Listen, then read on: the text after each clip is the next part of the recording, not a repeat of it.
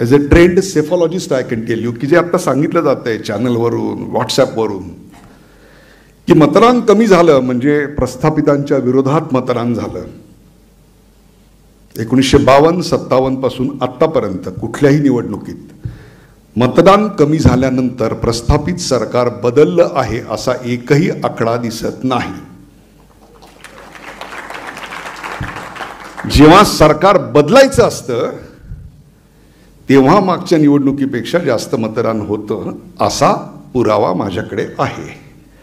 त्यामुळे मतदान कमी झाले ही चिंतेची बाब असली तरी त्यामुळे धोक्याची सूचना आहे हा निष्कर्ष बरोबर नाही.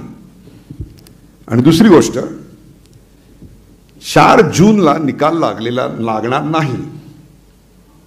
4 जूनला निकाल लागणार नाही, तो 22 जानेवारीला लागून गेलेला आहे.